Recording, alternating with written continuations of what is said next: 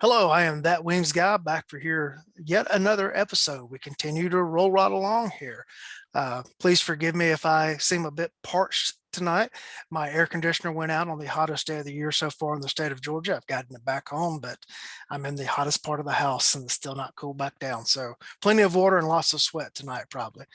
Joining us from a very cool location is Mr. Steve Hendricks. How are you, sir? I'm awesome. Thanks for having me chance to visit with you, Lee. Well, thank you for coming on and thank you to Freddie Blish for setting this up. Absolutely. All right, sir, if you would introduce yourself to the audience and tell them what they need to know about you. All right. So relative to our topic, firearms training, I am a retired sheriff's deputy, retired out of Colorado. I'm also a retired overseas Oconee security contractor, and was a aspiring martial artist as a young man. So I started teaching and working in combatives as a teenager, and it just kind of evolved into my current profession. I was that little kid, that little 8-year-old when you said, "Hey, what do you want to be when you grow up?" I said, "Man, I want to be a policeman." And I got a little sidetracked because I got into martial arts and ran my own dojos for a while, and then eventually put myself through police academy. Got hired in Northern California, of all places, California, before moving to Colorado and retiring out here. I did work as a contractor stateside for the Department of Energy. I was a full-time firearms instructor for what they called at that time the Central Training Academy. And I believe they have renamed it. I don't recall what it is, but that was the central location where DOE personnel went to get certified as SWAT officers, basic police officers, firearms instructors. And so I was the lead for the firearms instructor certification program that we had out there. Spent the better part of 7 years contracting in Afghanistan. A portion of that was training both Afghans and US personnel. And then my last great adventure over there was working as part of the US Ambassador's protection detail in Kabul. So for those of you that have never been to Afghanistan, and if you get the chance to go, don't. Just trust me when I tell you it's not a great place to go. Yeah, I have some friends that went over and they said we bombed it up to the 13th century. Yeah, that's a fair assessment. Did I understand that you actually were a sheriff deputy in Colorado as well as California? Correct. San Miguel County is it's kind of think four corners. We're not quite in the four corners, but Telluride, Colorado is our most famous feature in San Miguel County. So I worked as a sheriff's deputy there. All right. One of my trips to Colorado has been to Park County, up around Fairplay, and I had the pleasure of meeting the sheriff there. And if you weren't certain that he was the sheriff, he had sheriff tattooed on his forearm to make it certain that you understood. And, Yeah. and I guess one of the differences between being a deputy in that area and where I work is we may have 4 deputies covering the county at one given time, but our county is 186 square miles. His county was bigger than the state of Rhode Island, and he had 4 deputies covering it. Yeah, no, they're big counties. Yeah. It was not uncommon for me to show up to work and be the only deputy for the whole county. You make adjustments to your tactics and procedures, and you get real good at your verbal judo. Mm-hmm. You just kind of move forward, march on. Get dispatched to a domestic, and it takes you an hour and a half to get there, and everybody's passed out by the time you arrive. Yeah, that could be true. Absolutely. Yeah. All right. So at some point in time, you established a relationship with Gunsite. Tell us about that. Well, when I put myself through police academy, I had very little firearms training. They have what they call the 832 program in California. And 832 is the penal code section that authorized peace officer powers.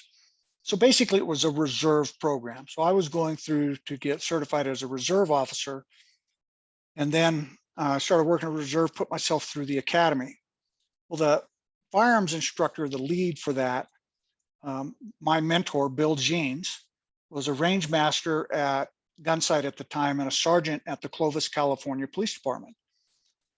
I was not a big gun guy, had not heard a lot about guns or people or Colonel Cooper or any of that until I met Bill. Well, the one thing about Bill is he was the absolute epitome of what a professional firearms instructor should be. I mean, he looked professional, he talked professional, he performed, he was just everything. I was just in awe of this guy. And so when he talked about being an instructor at Gunsite, I said, well, I got to go. You know, if they made him this good, then that's where I have to go. So I started saving my pennies. As you know, as a young cop, you don't have very many pennies. And at that time, the tuition for the class was $600. It was a 5.5-day class. And so I scrounged that money together and I camped in the campground. I barbecued my own dinners. I mean, I didn't have any money. Well, when I showed up for class, it's about a day's drive. I showed up so early that I couldn't go to Gunsite yet. I was so eager to get there. And when I showed up, Bill Jeans had transitioned from being the sergeant in Clovis to being the operations manager at Gunsite between the time I went through academy and went there. And he again was my range master. Now, it turns out the firearms class that we did at my basic academy it would be the equivalent of what we would call a 150 now, which is basically our 250 class without simulators involved. So I got all the Gunsite foundation and doctrine and stuff, and then I got it again. And so I was so excited, you know, it was such a great place to be, the atmosphere, you know, just it's the goosebumps on your arms and the hair on the back of your neck, all that kind of stuff. So I was already trying to figure out how I could get back. Well, they had what they called a provost class. And what that was an instructor class. It was a week long, but it was only $400. I said, well, I can scrounge 400 pennies a lot faster than I can get 600. So I signed up for the class, and what that class was at that time it was basically a certification. So you came through, you had to have a 250 class prerequisite, and then they're going to make sure you knew how to teach the doctrine. Then basically they're going to bless you. They're going to give you a little card, and you get to go forth in the world and teach the modern technique of the pistol. And they were very clear to tell you that this is not the road to becoming an instructor at Gunsite. This is not that path. Although remarkably, a lot of the guys in that class became Gunsite instructors. So I had my 250 class, my provost class, and one of the requirements to complete the provost is you had to come back twice and coach, and you paid your own way. So, you know, it didn't cost you anything above the 400 you paid for the tuition, but once again, I camped, barbecued my own food, off you went. I got done with that 2 weeks. And shortly thereafter, I got a letter from Colonel Cooper inviting me to come on staff. I was at home alone and I'm looking around. I want to be jumping up and down and I want people to see me, right? There's nobody there to witness my excitement. I mean, it was really cool. But what I realized is that technically, I did not meet the minimum requirements to be an instructor at Gunsite. So back then you had to have at least 2 pistol classes. So you had to have 250. Now, if you did well enough in 250, you could skip 350 and go right to 499. Okay. So you basically had to have 250 and 499. And then you had to have an other weapon system. Well, Colonel Cooper was known for his pistol and his general rifle.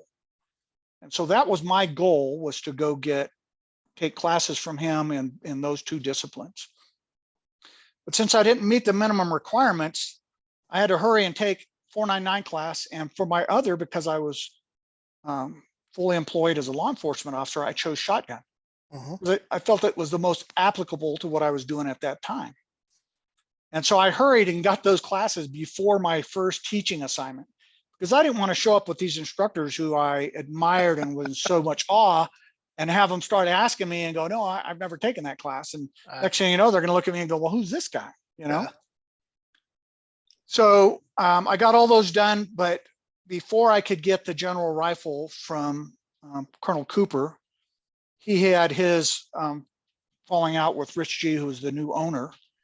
And so I was kind of a little crestfallen there that I wasn't going to get that certificate. But I was off on my career as a Gunsite instructor, and I was thrilled. I still get the same excitement today when I drive through the gate and see that big Raven. And that's 32 years ago that I started that journey. So it's still an exciting place. And I did manage kind of a caveat. So Colonel Cooper, after he left Gunsite, started teaching classes at the NRA Whittington Center just outside Raton, New Mexico. Mm-hmm.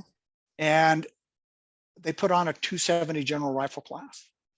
So I grabbed my buddy and we signed up and went and took the class. And so I've got my 270 certificate with his signature on it. It just doesn't say Gunsite, but it's still very, very cool and very dear to me because that's, like I said, that was his two things. He talked about the other weapon systems, the shotguns and your carbines and your precision rifles, but those were not his love. His handguns and his general rifle were his thing. That's been an adventure. So the last couple of years, because COVID and stuff, my attendance has been down. I haven't taught as much. There was a period there where I was teaching 20 classes a year. Most of that was because I was available. So anytime they had something come up, they would call me. So I teach all the pistol classes, all the shotgun classes, all the carbine classes, general rifle, some of the intermediate force. I don't do the precision rifle stuff. I don't have that kind of patience. I can shoot them okay. I just, not my thing. Yeah, so that's kind of where that went with Gunsite, and I'm proud to still be affiliated with them. I tell people today, and it's a little self-serving to say this, but we've got the best instructors in the world out there. I thought it then when they offered me the job, and I still believe it today. Those guys impress the heck out of me every time I get on the range to coach with one of them or teach with one of them. Their depth of knowledge and their professionalism is can't be outdone. Well, tell me something that you picked up and learned from Bill Jeans that you still teach today. Man, I've used him so many times as an example. When I did my instructor class for DOE, you had to pick somebody and talk about them for 10 minutes. And as far as professionalism goes, Bill is it.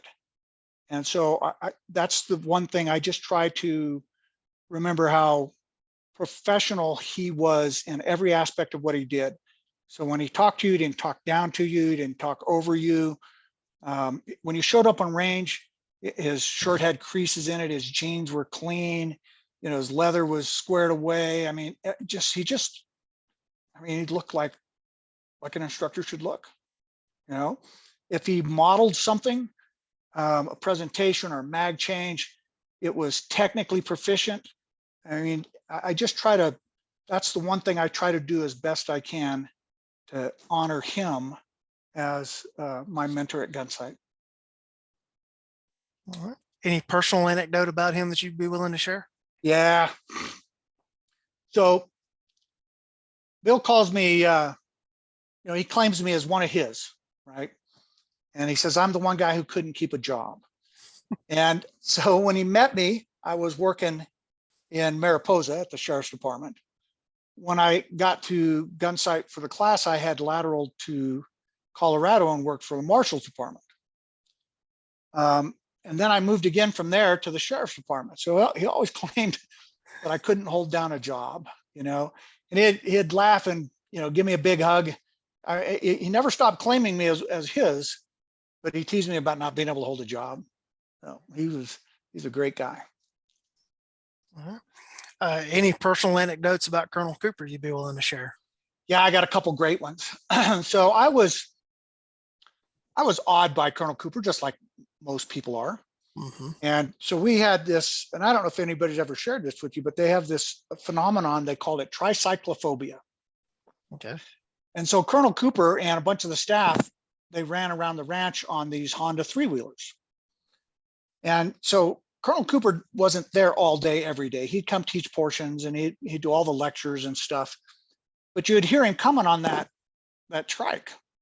And all of a sudden people would start getting tense. And people that were shooting good couldn't hit nothing. You know, the range masters would roll their eyes because they would have us on a kind of a rhythm, right? We were on a roll. And when Colonel Cooper showed up, we did what he wanted to do. No matter where we were at in the program, if he wanted to see you do pairs at 5, then he'd get you up on 5 and do pairs, you know? If he wanted to see you do mag changes at 10 or whatever, we went to what he was gonna do. So there was angst from everybody when they heard the three-wheelers rolling up. And so I didn't, at least I don't think I got as nervous about that as other people did, but he showed up one time and almost always he had Ranger, which was his dog, with him. Now, if Ranger wasn't riding on the rack in the back, he'd be running alongside. I mean, you didn't see Colonel Cooper on that three-wheeler without Ranger being somewhere close by. So they'd show up, visit Ranger, Ranger would go around, get pets from everybody. Most people are just interested in gabbing with him, but sooner or later he'd get us back on track and say, all right, here's what we're going to do. Back then in my 250, we shot 25-yard prone shots. And at that time, it looked like forever to me. I thought we should be using rifles, right? And so, we get on the line, ready, set, go. I go down and shooting a 1911 45, of course. And I'm as rock steady as could be. And I pressed 3 really great shots. I said, man, those are going to be good. So I get up and walk down there, and I'm about 2/3 of the way down the line. And you could cover my 3 shots with a quarter. But they are about a foot right and about a foot low. And so I'm standing there looking at these, wondering how I could make the same error so close that you could shoot such a tight group, but be so far away from center. Colonel Cooper walks up and he looks at it. He goes, very ornamental. And he walks away. And I'm going, well, did he just compliment me or insult me? What did he mean by that? Of course, now I know what he meant by that, right? But at the time, I had never had any conversations with him or anything. And it was very conversational the way he said it. There was no real inflection of like you're screwing up or anything. Very ornamental. And off he went. So that was it's comical now. Well, explain to the audience what he meant by ornamental. Well, quite simply, it looked pretty, but was not worth much. I mean, three 45 shots from 25 yards prone, touching each other, looks great. But, we're even in a target community, it wouldn't be any good because it wasn't in the center of the target. So, yeah, he was telling me that, yeah, it looks pretty, but pretty much useless.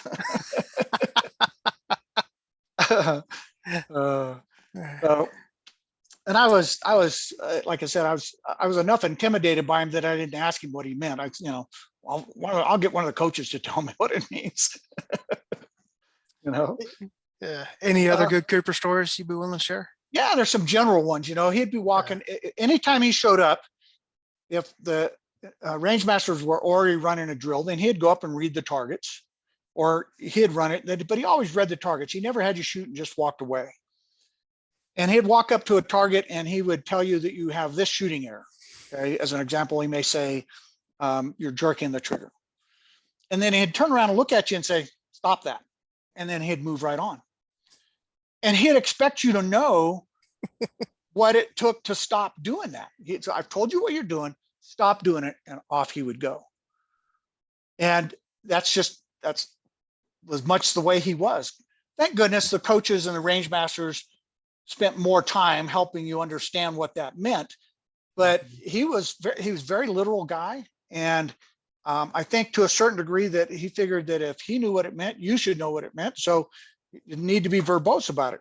You're doing this wrong, quit doing that, and off he would go. So yeah, he was entertaining that way. I'll share one more and we may come back, but so we're at the Whittington Center doing the 270 General Rifle. And my partner and I, we just had these custom scout rifles built, okay? Custom stock, custom Seiko action. The barrels are custom. I mean, these are beautiful. And so one of the things when you went to the rifle class, you had to bring a piece of carpet that you could lay on when you're shooting prone and stuff. So when he'd call powwow, he'd tell you, just ground your rifle on your carpet and come on back here. So we laid our rifles down and the actions are open and we're walking back to this little huddle when I hear this noise and I turn around and here's this huge dust devil. It goes right through the two brand new custom scout rifles, mine and my buddies, picks them and the carpets up and tosses them 15 feet in the air. I'm not kidding you. I'm not exaggerating by an inch. Boom, off these two rifles go. And of course, they come clattering down, gravity being what it is, right? Well, me, now I'm not really interested in what Colonel Cooper has to say. So I want to go over and check on this. You know, at the time, I think it cost me a couple $1,000s, right? Yeah. And he's mad at me because I won't leave the rifles alone and come back over and listen to what he's got to say. But this dust devil, I mean, it was just launched him straight in the air. And he got over it. I got over it. We finished the class, had a great time. Okay. Since he's been on twice, I got to ask if you have any good Jerry McCown stories.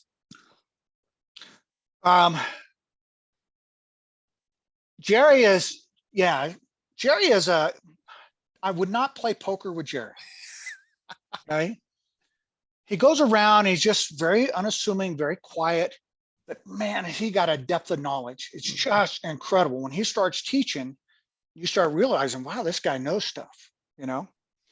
Well, one of the things when you're the range master at Gunsite for that particular week, your job is not to set the range. You manage everything else. So your coach's job is to get there early and set up the range so it's all set. When the range master shows up, gets a student, he's just got to go to work. So Jerry was a range master, I was a coach, and I show up one morning and Jerry's already there setting the range. And I went, oh crap, you know. So I go help him. He doesn't say anything to me, but you know, I'm not a terribly slow learner. I go, tomorrow I got to get up earlier. So the next day I get up earlier and I get there and I'm the first one there. So I'm setting the range up and Jerry shows up and he's mad at me because I'm setting up the range. Not mad, he's just a little, I go, well, Jerry, it's my job. And he says, look, Steve, this is my quiet time. He says, I put a book on tape and I set the range. I listen to my book. He says, please let me do the range setup. And I'm looking at him like, is he messing with me? Because none of my other range masters ever did that. And so I just confirmed with him, are you sure? Yeah. I said, okay, you know, so he's got his little routine and I respect that. But it really kind of took me aback. You know, from day one, when I was going through the provost, they told me you cannot be second on the range. If you're not the first one there setting up, you're late. You know, and so I've always took that to heart.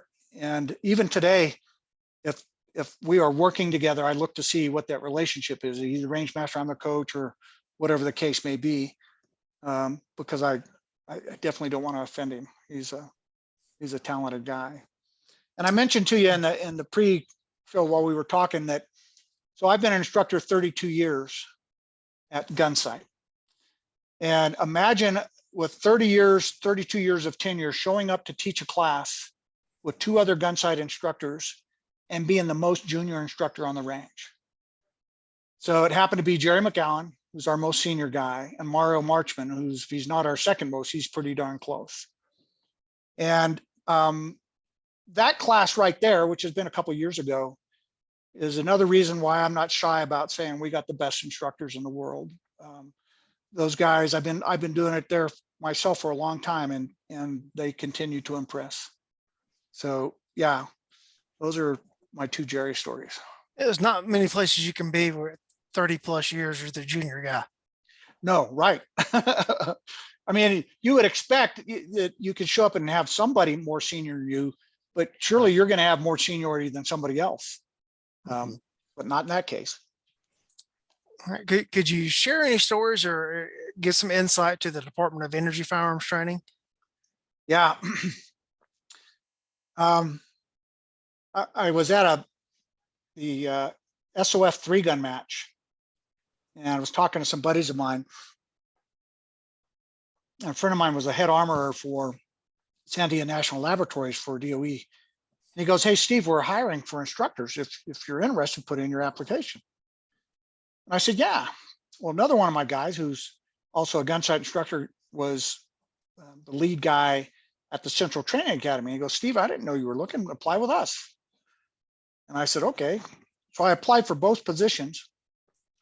Sandia National Laboratories turned me down because I didn't have the credentials, the DOE certifications to teach for DOE. Then Central Training Academy hired me and promptly sent me up there to teach those guys how to be firearms instructors. So that's the government for you, right? Oh yeah. Oh yeah. And so the Department of Energy handles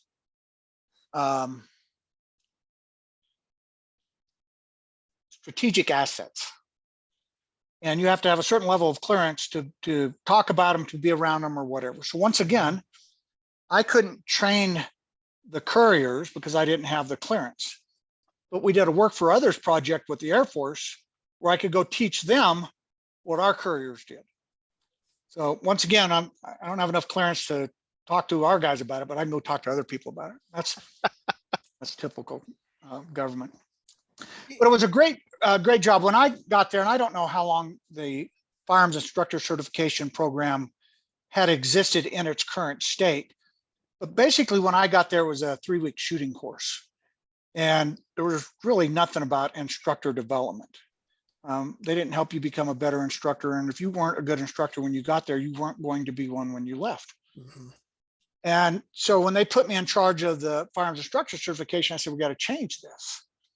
And there is a prerequisite of basic instructor training, what they call BIT, that the Department of Energy does, has nothing to do with firearms, has everything to do with just basic instructor. Mm-hmm. Awesome class. Well, in too many cases, they were waiving it for people to get into the firearms class with the promise that they would go back and take it later. And so I stopped that immediately and said, if you don't have BIT, you can't attend. And we completely restructured the class and made it about being a good firearms instructor. Now, it was still 3 weeks, so we had plenty of opportunity to make you a better shooter as well. But we really changed and focused a lot on teachbacks and developing those skills so that when they're on the range, they're not there just parroting information that they have no idea what it means. That when they see a student make a mistake, that they have a chance of recognizing the error and applying the appropriate correction to it. So it was a great job. I'd probably go back and do it today if they offered it to me. It was that good a job. But one of the things when they hired me, as they said, we want you because you're not from part of the system here. We want your outside experience and input and stuff. And Gunsite had a huge influence in Department of Energy's training years before, but it had metastasized to something that didn't really resemble what Gunsite was doing. And so somebody would say, "Hey, look, this is this." And I go, "Well, what stance are you shooting?" They go, "That's a Weaver stance." I go, "Well, that's not a Weaver stance. Now you can shoot from whatever you're shooting, but don't call that a Weaver stance. That's not what that is." And so that was an uphill battle as well. But it kind of balanced out because they said, "Hey, here's the instructor ammo locker. You can shoot as much as you want." And so I tested that theory. And every Monday I check out a couple thousand rounds of ammunition. I'd go to the range and shoot it all week long. And no one ever once said, "Steve, why are you checking that ammo out?" or "What are you doing with that ammo?" Yeah. Man, I shot a lot. So I could put up with a little bit. There you go. Yeah, the DOE program has had some pretty serious heavy hitters come through there. Teaching their program is I know a lot of the LA PD Metro Division guys have been there as instructors. Yep, some real big time names if you're familiar with those guys. Larry Mudgett, Helms, Wickert.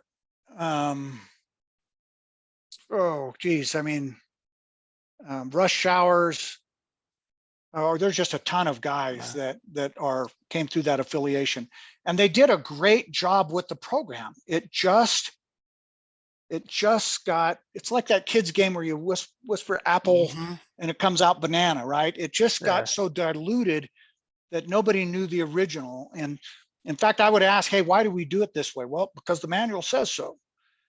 And then I'd say, well, show me in the manual where it says that. Well, it doesn't show it in the manual. Okay, well, then we don't have to do that. So we always, as firearms instructors, have to be careful with that. And that's, I'm not picking on DOE there. I mean, it doesn't matter if whether you work for a big state program, a federal program, or an individual program.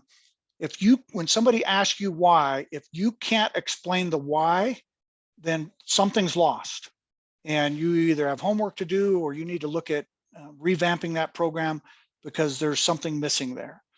And we should never be afraid to answer the why.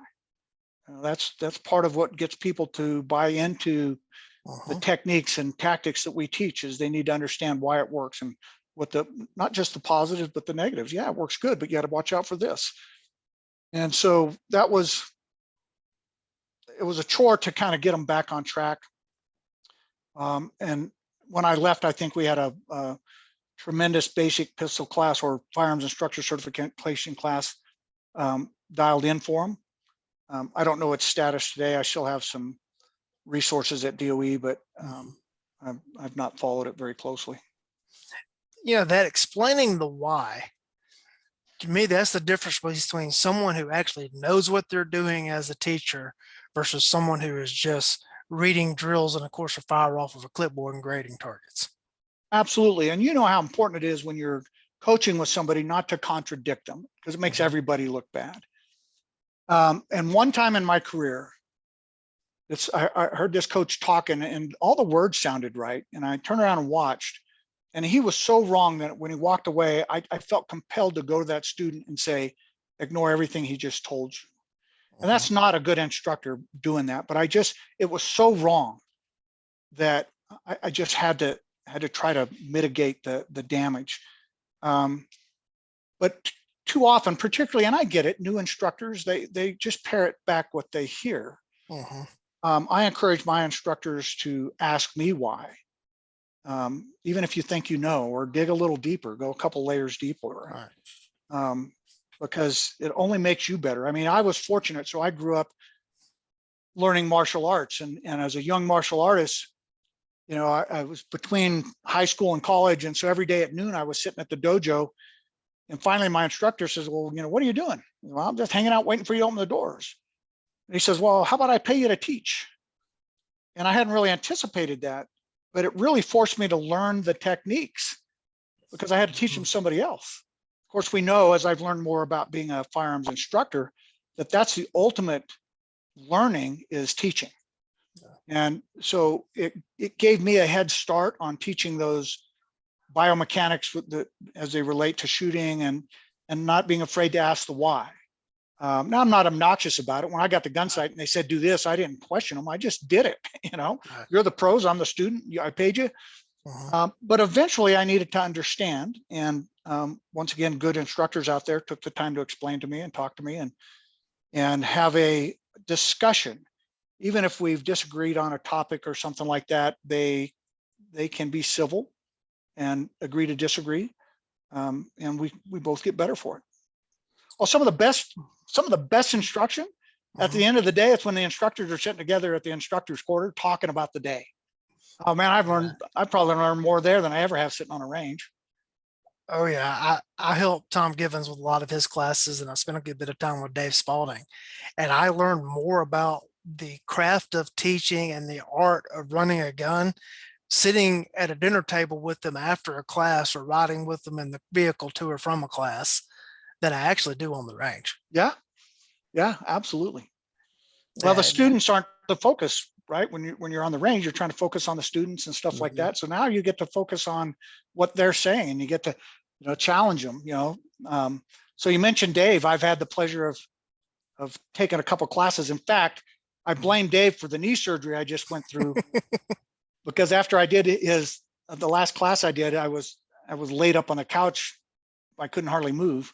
But I love kind of, doing things in front of Dave, not not being afraid. I mean, he's going to come over and give you the puppy dog and look at you sideways like, Right. well, that was interesting. Why'd you do that? You know, but he's not going to beat you up or chastise you. He'll have a discussion, and he's happy to share his point of view, and I'm happy to hear it. I'm a wee bit sad that Dave decided to actually retire instead of just talk about it, because he's just got a lot. He's got a lot, but he's done a lot. So more power to him. We work all our lives so that we can retire and enjoy our family and spend time with our grandchildren. Well, he's at that point. Yep. And I God bless him. yeah, and it's the running the business that has tired him out. It's not the teaching. I suspect you'll still see him show up on ranges teaching classes, but it's not going to be with the hustle or bustle of having to book students and run range classes and everything. I'll have to watch out for him and see, so I can at least try to organize being in the area when he's going to do something like that. But kind of a side note of not real particular interest, but I got kicked off Facebook. I've made no effort to go back on. And that was really the only place that I had any track with him, because I was a member of his alumni site. So I'll just have to reach out to him. He will be in the Colorado Springs area for a 40-hour class coming up in September, I believe. He's doing, like, if he wanted to do a Gunsite 250, he's doing what his 40-hour would be. I want to say it's Colorado Springs, Nunn, Colorado area. Well, Nunn is way north, and that's where I suspect it is. Yeah. Way north of Springs. Near Greeley, somewhere in there. Yeah. So there's a really nice place up there that Gunsite, we've done offsite classes up there. I know there's been Robbie Latham's done some classes up there. A lot of guys, because it's a nice facility. So I'll reach out to him. I'll send him a note and ask him to hold me a spot. I actually have to look and see what September looks like. Right now, I know it's not too full, but we'll see how that goes. But I enjoyed him as an instructor. Great guy. Yeah. What from your experiences overseas teaching would you like to share? Well, it's real, right? And so for a long time, I was a competitive shooter, and I particularly liked the 3-gun competition. And I felt like I handled the difference between the two. And a good friend of mine, Mark Brown at Mark Brown Custom, he said it the best. He said this to me probably 20 years ago. He says, competition is not tactics. It doesn't teach you tactics, but it will teach you to run the gun. And that's true. You know, if you want to learn to shoot it fast, load it fast, clear malfunctions fast, manage your gun, you gotta go out and do some things that don't otherwise cause you to do that. But there's a different mindset. You know, the seriousness of being out preparing for a competition is different than preparing to protect myself or my assets. And so the mindset with which I approached things, of course, my gear setup was completely different. I think it's a manageable thing. There's been people, I couldn't specifically quote who, but I've heard that people have said, oh, if, you know, competition will get you killed. And I don't believe that in and of itself in a blanket statement like that. But if you train improperly, it can cause you or somebody else harm or damage. And I would agree with that. But to blanket say that, I think is incorrect. And to say, you know, to excuse poor performance, oh, I'm a tactical guy, is the same thing. Well, you shot poor because you're a poor shot, you know? Right. So we can't confuse the two. And that's probably, you know, I mean, I was a cop for a long time, so it's not like it was brand new, but when you're over there in that environment, it's pretty definitive. You know, as a patrol officer, you're driving around, there's a lot of good going on around you, a lot of good people, you know. You're looking for that anomaly, which is the bad thing. In Afghanistan, it was just the opposite. It was all kinds of bad, all kinds of bad. And you're just hoping to see a ray of sunshine in there somewhere, you know. It was always great to see a little kid playing with a truck or something like that, you know. But distinguishing those two was really driven home for me there. How hard was it, or how difficult was it to work through an interpreter? You got to learn to do it like anything else. And of course, the better the interpreter, and Mhm. not all of your interpreters are really on your side, you know. And I'm going to exaggerate this, Uh, but I say, hey, what's the word for dog, right? And so they give you a word, and then you say, well, tell them to stop petting the dog, and 30 words later, you're going, you didn't just say stop petting the dog. Well, for us, stop petting the dog is that, but it doesn't translate exactly. mhm. So he has to describe what petting the dog is first, and then tell him to stop doing it, you know? And so once you recognize that, Right. that they don't have maybe a single word for a description of something, then it goes. And it's the same thing. What did he say? The guy maybe spent, 3 or 4 minutes talking, and the interpreter says, well, he doesn't like your shirt. He spent 4 minutes saying he doesn't like my shirt, you know? So it was a challenge, and but I had some really good interpreters. I mean, some Mhm. really good guys. And this is easy for me to say, but I met some really great Afghans over there. Mhm. People that I wouldn't hesitate to say, bring them to America, because they're just good people. Um, but I met a lot of questionable ones as well too. So, but yeah. So I had to learn just some phrases in Pashto, some phrases in Dari, and I had to learn a little Spanish because some of our security forces were from Colombia and stuff like that. So you'd think I'd be multilingual, but I barely speak English well. So the rest of that stuff goes right out the window. Yeah, I wonder, what it would be like to try to teach, because being from the South, I use a lot of colloquialisms and throw in some grandma saids and all that kind of stuff when teaching, how all that would translate over. It And doesn't. yeah, and Sometimes your it's, interpreter looks at you and goes, I don't know how to tell him that. I don't get it. What are you trying to say? So, and so that's why an experienced interpreter is good, because they've had a bunch of us knuckleheads that they've worked with before, and they've kind of worked their way around through all that stuff. But yeah, yeah, it was interesting. yeah, I was talking with someone about that topic once, and they were said, I made movie references, and then finally I realized these people have no idea what I'm talking about. No, Uh, uh, no, uh, it's such a contradiction over there. They'll be just but poor. I mean, the clothes on them are about to fall off, but every one of them got a cell phone, right? Um, so yeah, that's a real.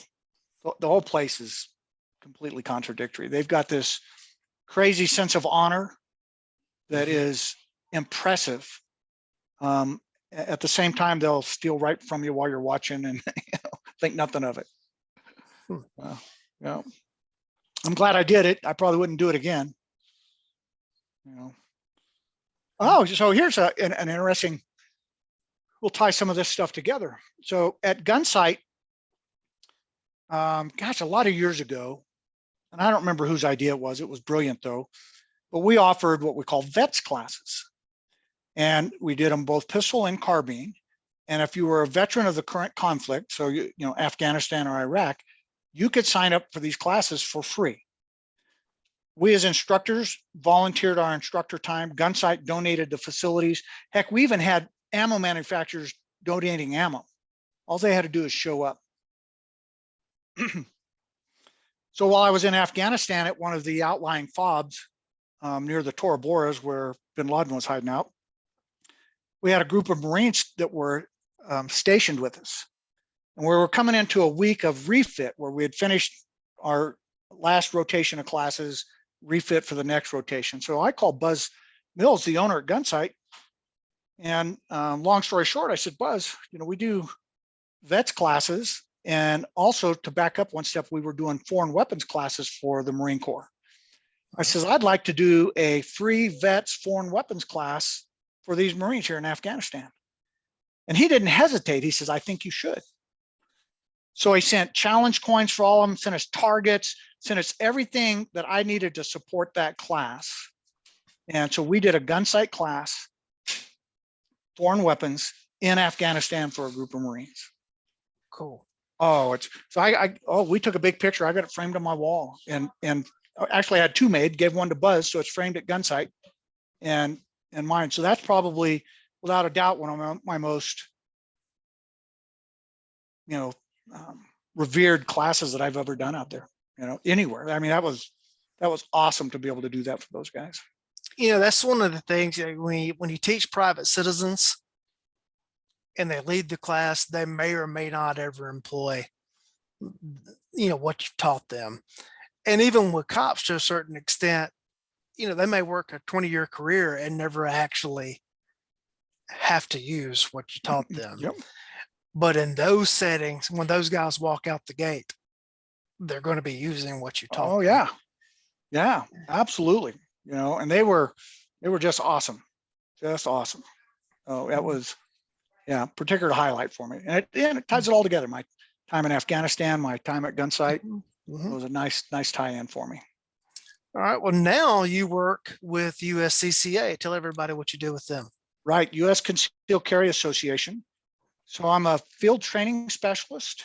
I support our official partner program on the training side of our the house. So we have the promotions, the sales and stuff on one side that supports our official partners. And then on the training side is the side that I work. So if we have an official partner, ABC gun range, and they want to get instructor certified, they want to start using our curriculum, then I would go in and talk to them about what their plans are. Is it going to fit what they're doing, what they want it to do? And if it all looks like a good fit, then I will go out and teach a instructor certification class and certify their whatever number of instructors in our curriculum. And then we'll help them advertise the curriculum, get it on our books. They get to put it on our training site. And then from that point forward, I am a liaison. I am a consultant to them. So I continue to do instructor development programs for them. I go out and do some free classes for their instructors. I just check in on them. Hey, we've got these promotions coming up. Are you interested in participating in a promotion? And we just try to help our partners be as successful as they can be. All right. What in the USCCA instructor programs links up very well with, say, the modern technique? Well, all of the modern technique, it's interesting. We need to circle back to that modern technique versus Weaver stance stuff. But, sure. We're teaching essentially the same grip on the handgun. We're teaching the flash sight picture, which I'm a huge fan of flash sight picture, and all those fundamental skills. People get too caught up in the title basic, intermediate, advanced, and I personally have stopped using those. Right. And this really came from Louis Arbuck. Asked a question one time. Somebody was talking about an advanced class, and Louis said, "What's an advanced gunfight?" And I don't know if you knew Louis, but in his South African accent and his real dry, he was hilarious. The point he was trying to make is that you want to learn advanced skills. Well, advanced skills are just your fundamentals mastered. And so we're carrying those same concepts over.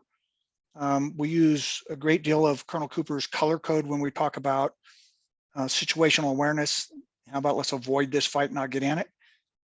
So, I mean, it's really hard to not give credit to personal protection with handguns and stuff to Colonel Cooper and Gunsite. I mean, to ignore it completely is you just have to go out of your way to do that. Now, how much credit you want to give is up to you, but really, I mean, he's known as the father of modern pistolcraft for a reason. And it has gone a long way since he introduced it.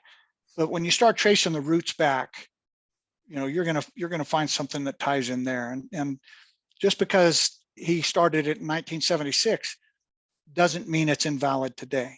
Right. And so we have advanced at Gunsite. We don't do everything the way I first learned it at Gunsite, because that goes back to that key phrase that you used, the modern technique. Colonel Cooper said we don't call it the Colonel Cooper technique because it's not about me. We call it the modern technique so that as we continue to learn, when we learn things that are better, we will continue to evolve and add these better things. We don't want to get stuck with something that's outdated. Mm-hmm.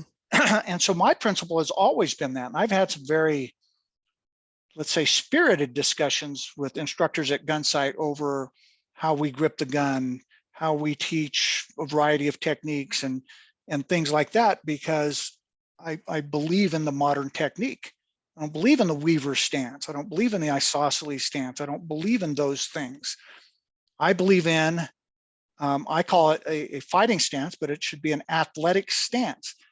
There's nothing more athletic than trying to save your own life, Mm-hmm. right? And so you have to think of it from those perspectives. And since we're right here on this topic, this is one of my pet peeves, and you'll see me start to grit my teeth here a little bit. But I've been around long enough to hear the isosceles versus Weaver argument from lots and lots of people. Right.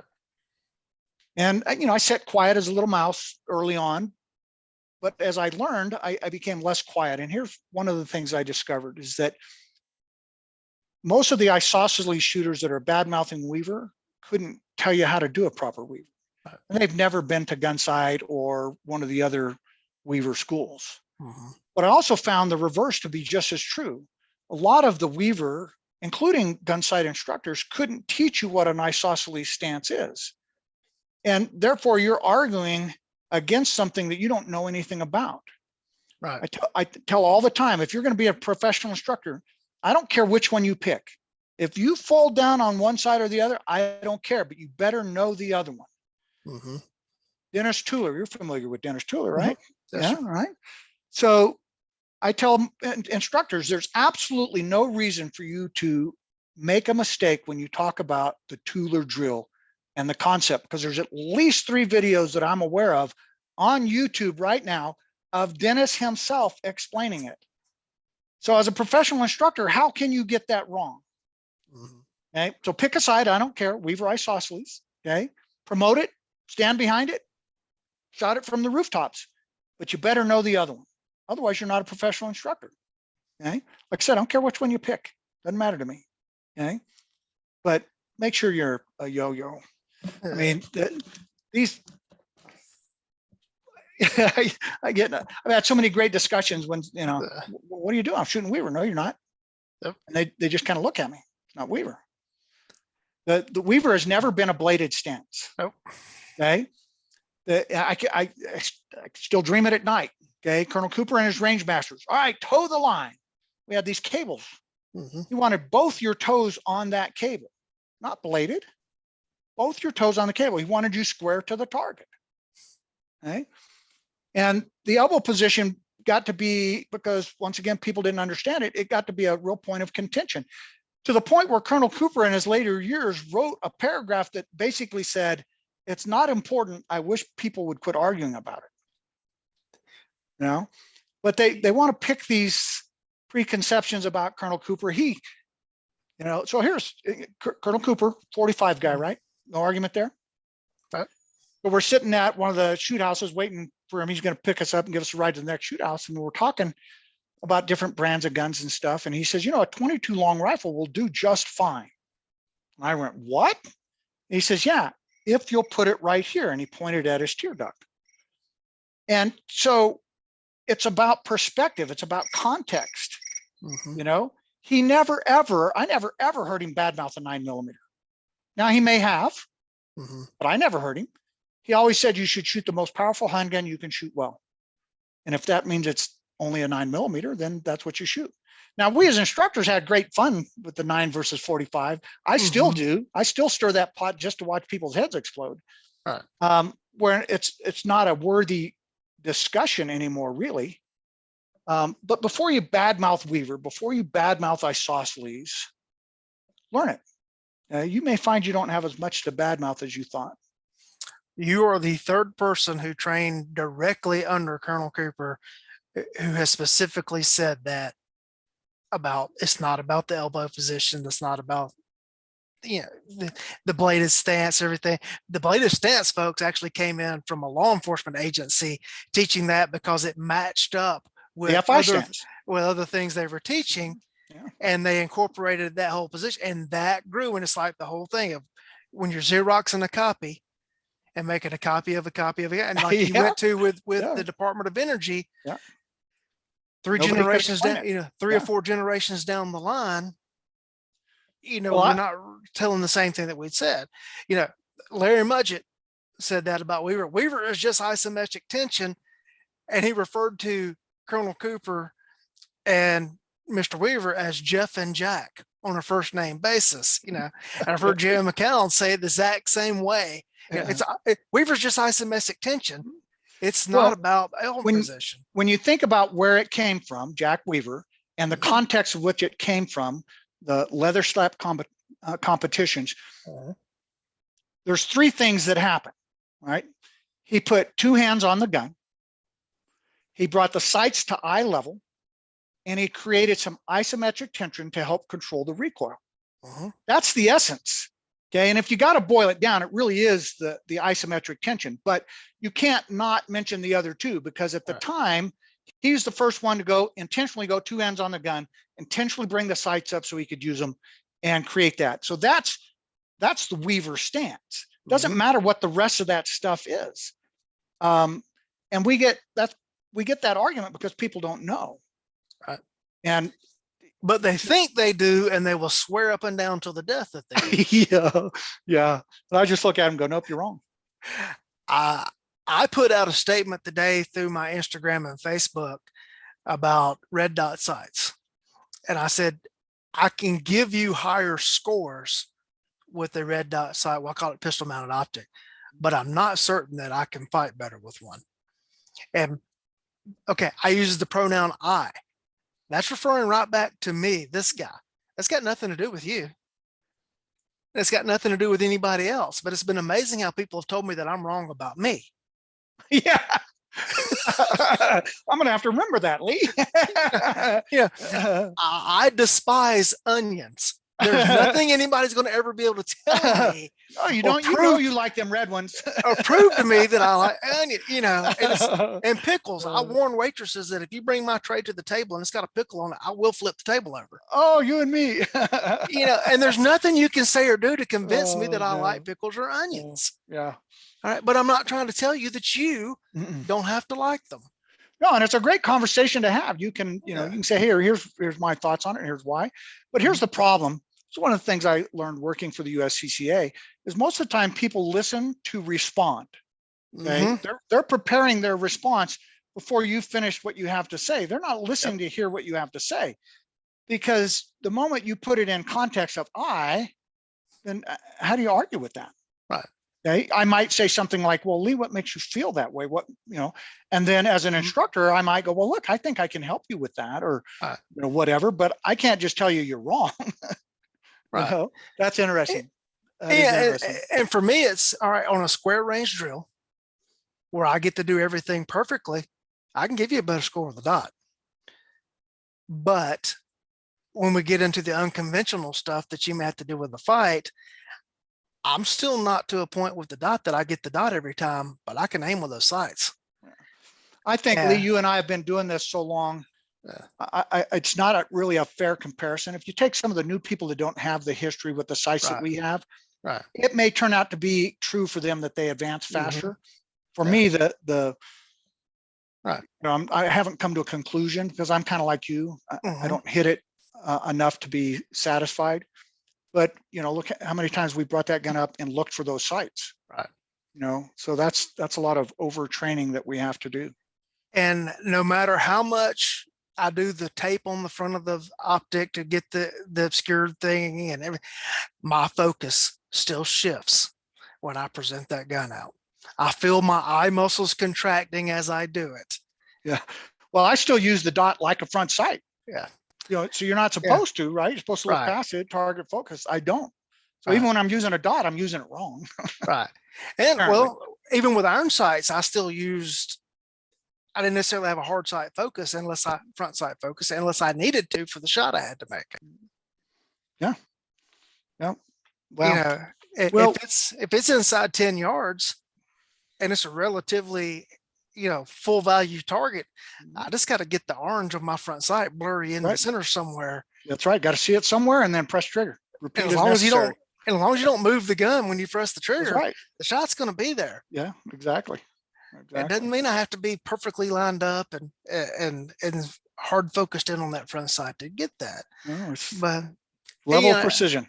and one of the responses was wanted to compare it to rifle. Well, rifle and pistol are not the same thing. The rifle, I bring it up to touches my cheek. Bring it up till it touches my cheek, and okay, there's the sight right there in front of my face. Yeah. You don't get that pointed index with the pistol, but Yeah. enough. I just been amused by that all day today. That's a good one. Speaking of rifle, USCCA has an AR curriculum coming out. Yes, I'm very excited about it. It's not going to jazz a lot of people up. It would be what I would describe as a good core AR program. We've been working on it here. I was back at headquarters last month.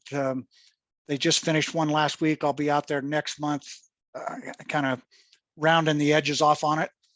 And it'll be a great introductory course. And of course, we're seeing so many people that are buying them today.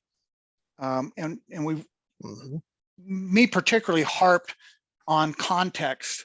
What is Susie Homemaker? What is she going to use this for? Right. So we're not going to shoot them out to 300 yards. Yeah, we know they're capable and all that, but we're going to keep it in the context. For lack of better descriptions, distance-wise, think of home defense, those kind of distances, because it gets very hard, in my professional opinion, to articulate a justifiable use of force out at 20, 25, 50 yards. Right. And so we have to remember that's what this is all about. It's not just how well you can shoot and how far you can shoot, but can you shoot legally and justifiably? Right. Yeah. So it's going to be a good program. Look for it. I say August. Okay. We should officially announce that program. Outstanding. Outstanding. Anything that you would like to talk about that I did not ask you about? So just a little piece of trivia for you. And it should have fallen in things we already talked about, but when we talked about, I got my letter from Colonel Cooper inviting me on staff. I was the last instructor he hired. Cool. Oh, wow. Isn't that great? Yeah. So yeah, everybody else underneath me was hired by somebody else. Okay. Yeah, I still got the letter framed, all that kind of cool stuff. So that is an interesting point. Yeah.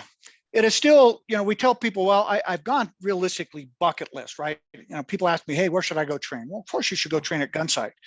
However, I'll tell you a couple things. I would have added Dave because of all of his, I'm retiring. Clint Smith has had a couple of surgeries. I don't have any secret that his health is poor or anything like that, but he too has been doing this a long time. So if you have thought about going to take a class at Thunder Ranch from Clint, I'd move that up on my bucket list. There was somebody else. It's the same kind of situation. Oh, Bill Rogers. Once again, I don't know that Bill has any health issues, but he's been doing it a long time. And if you want to go actually hear Bill teach and stuff, I'd go out to Rogers Shooting School and get that off my bucket list. You want to come train with Steve at Gunsite, short of getting hit by a bus, I'm going to be around a long time. God bless you, come take a class. But some of these legends, I think you need to look around and identify who they are and go get a class from them. Well, yeah. My mentor, Tom Givens, is 70. Masada Yube's in his 70s. John Farnham's in his 70s. Right. Yeah, right. All names right there at the top, not having had discussions with those guys, I don't know what their inclination is. Like I said, Dave, I used to tell people, go see Dave, go see Dave. Right. Now I tell them, well, look for him if you can. Well, it's funny you mentioned Rogers, and then with the Gunsite thing, I met Ken Campbell when we were both in a class at Rogers together. Oh, is that right? Yeah, he and Jay Tuttle, and oh gosh, she's gonna get on me for name. Oh gosh, she's not an instructor there now. She's the doctor in the area out there. Doctor. I'm getting to that age that I can't remember people's names. And then there was another one of Ken's deputies, and I'll think of her name as soon as I hit the stop button tonight. Yeah. But there were 4 Gunsite students at the Rogers class. Yeah. Leslie. Oh yeah. Okay. Yeah. Yeah. Oh yeah, I should have thought of that. Yeah. Yeah. There were 4 Gunsite students in the Rogers class. And okay, go back to what you were saying about you need to learn the other stance. All right. And Bill Rogers' book, he's not exactly friendly to No, the Weaver no. and Colonel And Cooper. and when I go train, I go out of my way to not. Right. I don't wear any of my Gunsite stuff. I don't Mm-hmm. mention Gunsite because I'm not there to draw attention to myself. I'm there to learn. Right. Invariably, somebody will find out and it'll, Right. go through the class, but that's not what it's about. And so Yeah. I got to hear Bill directly say some Yeah. things. Well, I was he does that Sunday night lecture and it got a little sporty during Yeah. some of the lecture part, but on the range, all 4 of those Gunsight guys, and there was a multiple time like 250 graduate as a student in the class as well, actually several 250 graduates in the class, and they all shot what the school was teaching, because why would you go pay all that money Right. to a school and then not do what the school Yeah. That's a is great teaching? question. We see people do it all the time, but Yeah. they ain't going to be me Right. because these classes, these shooting schools are not getting cheaper. As Tom Givens says, if you wanted to come pay me money to teach me, to show me everything that you know, well, just send a video along with a check and save yourself all the travel. Yeah. I like that. I'm going to steal it. I'm going to steal it.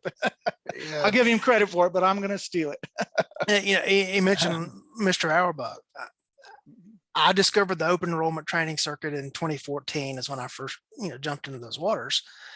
And I'm finding names and reading books and everything. Well, someone said, you should look into Louis Auerbach. Well, I was reading Hit or Myth when he died. Oh my. And so I never got a chance to experience that. The other Rogers, Mr. Pat Rogers, I never got a chance to experience Pat Rogers. So Pat is, I just have to laugh. Pat is just Pat to me. I met him at Gunsite in the 499 class, but he's just Pat to me. And I'm not trying to take away from him. He was a fabulous instructor, but people start talking about him like he, walks on clouds, and I go, oh, that's just Pat. We had so much fun together. That's a guy I miss. I mean, he was something else. I mean, I never actually took one of his classes. Right. I coached with him and worked with him and stuff like that, but I never got to be a student. And that's, I'll regret that. That's, it's just is what it is. But yeah, man, if you haven't started your bucket list, because Pat's a great example, Louis a great example. You're not promised tomorrow. That's right. Nope. That's right. The closest I'll get to that is reading Louis' books and watching his videos and Pat Rogers' videos. And I can get into those, but I can never get that time on the range with them and picking up the knowledge. Can't ask that question. Yeah, Randy Kane is the guy on my bucket list that I'm trying to get to, and just never can get the schedules to line up.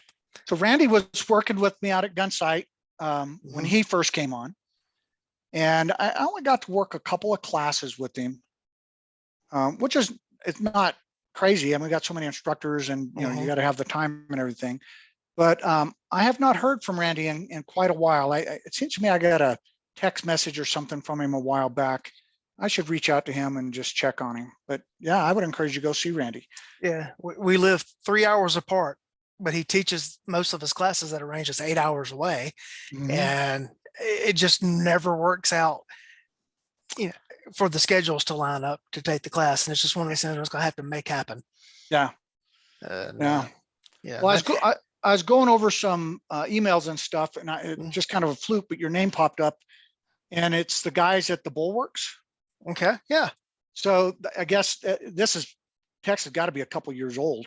I'm not even sure why it popped up in the stream I was looking at. Sure. But apparently you were either going or negotiating to go do a class for them out there. Those are another great group of guys, young guys that are developing, got some great potential for everybody, because I think they're going to be a very solid group out there. Yeah, they are direct proteges of Mr. Jim Higginbotham. Yeah. And I've never gotten a chance to take a class from Jim, but I've gotten a chance to converse with him a lot. Oh, good. And pick his brain. Just a super fine human being.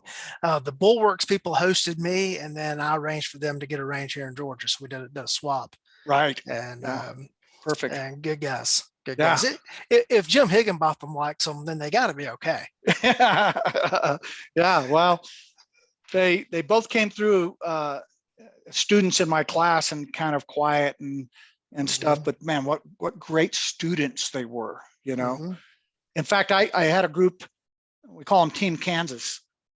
They're a bunch of guys from Kansas that hired me to come out because they wanted me to, they're multiple Gunsite graduates, but they wanted to do something different. So they said, Steve, what, you know, can you do something? I said, absolutely. Well, we ended up with a vacancy.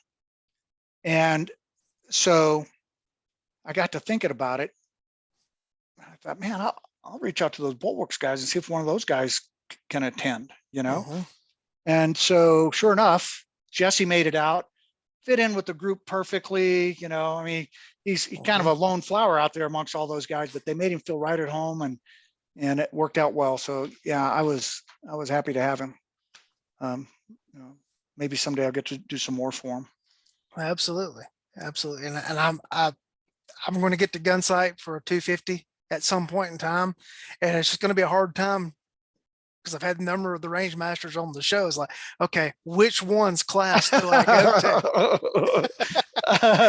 I'm gonna have to write Ken a Dear Ken letter. Dear Ken, please have these 7 guys. Can we get all these guys on the range? For her to show up for this class. So that's going to be a hard choice to make. Yeah, I hear you. Well, sir, I have thoroughly enjoyed the discussion, and thank you for coming on and spending your time with us tonight. Well, I really appreciate it. And I was surprised when Freddie reached out, and sure pleasure to meet you. I mean, I've heard your name around, so an opportunity to visit with you and share. And, you know, if anything comes up in the future, you got some questions about, or you just want to chew the fat, then all you got to do is holler at me. Well, thank you. And the same to you, sir. Same to you. And to the audience, we remind you that Facebook, we now have a That Weems Guy Show group that you can get on and discuss episodes and anything else related to training. And just as I'm thanking Steve for his time tonight, I know that your time is valuable to you. So thank you for choosing to spend your time with us.